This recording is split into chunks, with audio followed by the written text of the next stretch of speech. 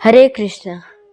एक बार जब युधिष्ठिर महाराज ने अपना राजसूय यज्ञ पूरा कर दिया था और उनने अरेंजमेंट्स की थी कि सारे ब्राह्मणों को, वैष्णवों को सब अच्छे से डोनेशन, रिस्पेक्ट वो सब देंगे, तो ये सब आयोजित किया था। उससे एक दिन पहले वो भगवान के पास गए और उनने बोला, भगवान आप मुझे एक चीज़ बताइए कि मैं जितना भी ये सब कर रहा हूँ उसके बाद मुझे कैसे पता चलेगा कि सब साधु लोग मतलब सेटिस्फाई हो गए, हैप्पी है मेरे से सर्विस से।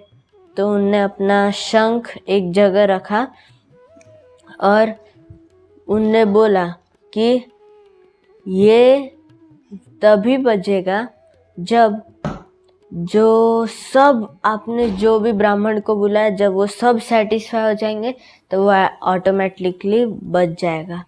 तो ठीक है, तो बहुत अच्छे से उनने सब सर्विंग वो सब बहुत सर्विस दिया एकदम डिवोशन से। तो फिर सब कार्यक्रम ख़त्म हो गया, सब डोनेशन दे दिए, बहुत रिस्पेक्ट भी दिए, बहुत कुछ दिया।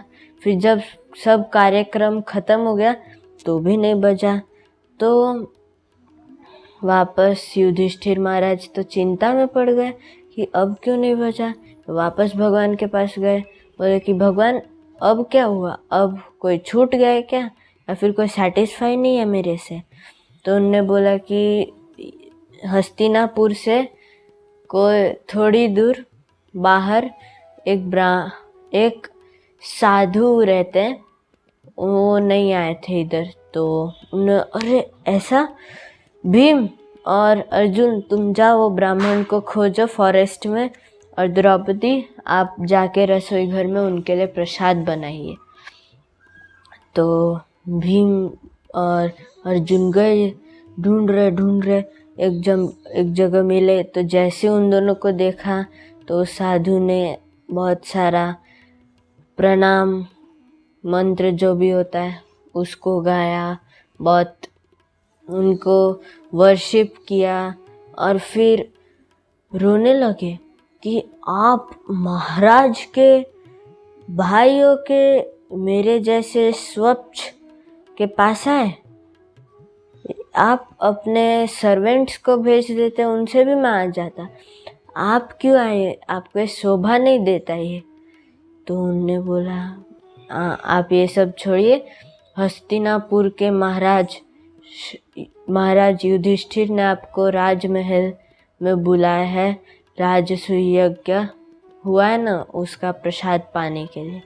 तो उन्होंने बोला मैंने तो पा लिया है। तो उन्होंने बोला कब। तो उन स्वच्छ वाल्मीकि उन्होंने बोला कि जब सब राजसूय यज्ञ में प्रसाद पा रहे थे तब सब लोग थोड़े ना प्रसाद पूरा पा रहे थे, बहुत सारे लोग थे जो फेंक रहे थे और अपना जूठा इधर ही रख देते थे।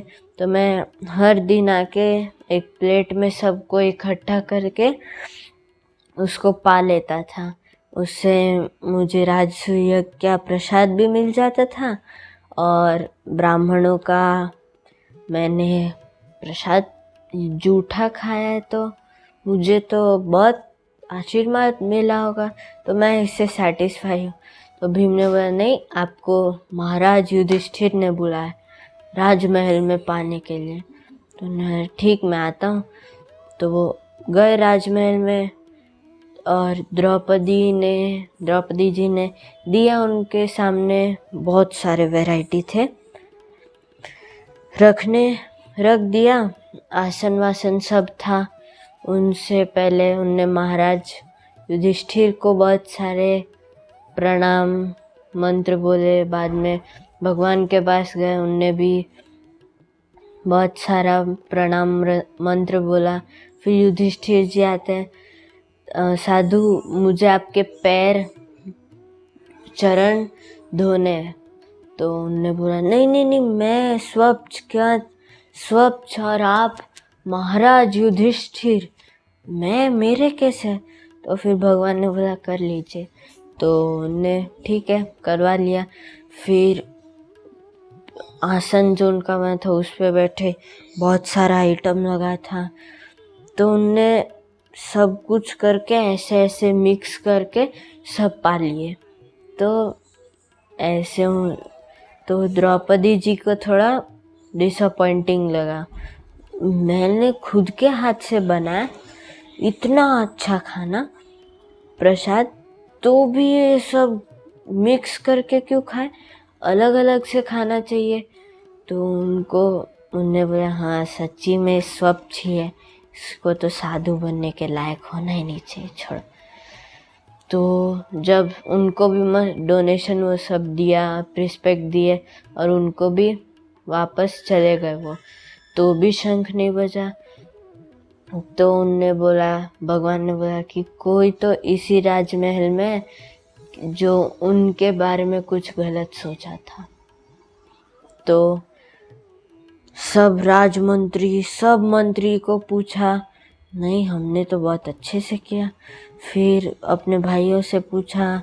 फिर जब द्रौपदी के पास आया तो उनने बोला कि मैंने सोचा कि ऐसा मिक्स क्यों कर करके खाया, मैंने अपने हाथों से बनाया यह प्रसाद, तो मैंने गलती से बोल दिया था कि हाँ इसको तो स्वच्छ ही होना चाहिए था, ये तो साधु बनने के लायक है ही नहीं। तो फिर भगवान ने बोला कि इनको वापस बुला, पूछो कि इतना सब मिक्स करके क्यों खाए। तो वापस बुलाया उनको, तो उन्होंने बोला क्या हुआ महाराज। तो युधिष्ठिर जी पूछते कि आपने सब कुछ मिक्स करके क्यों खाया है, पाया प्रसाद को।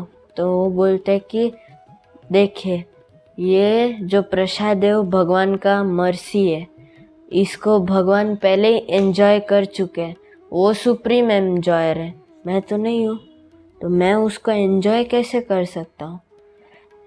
नहीं, मिला है तो अच्छे से बिना भेदभाव के खाने का, ऐसा नहीं कि वो ज़्यादा पसंद है तो लाओ ना ज़्यादा, ऐसा नहीं, मिला है भेदभाव से नहीं खाने का, अच्छे से खाने का। तो ये सुनकर तो पांडव लोग की आँख खुल गई। द्रौपदी जी ने और युधिष्ठिर महाराज ने उनसे माफ़ी मांगी। तो उनने तो अरे आप तो महाराज है, मैं कैसे, आप मुझसे कैसे माफ़ी मांग सकते हैं। तो और ये भगवान की जो लीला थी ये यहीं समाप्त हो गई।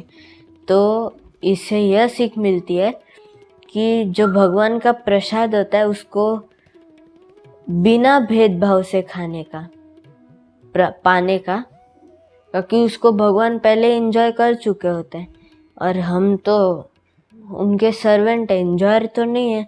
इसके लिए हमें बिना भेदभाव के सब जो प्रसाद मिला है उसको पा लेने का। हरे कृष्ण।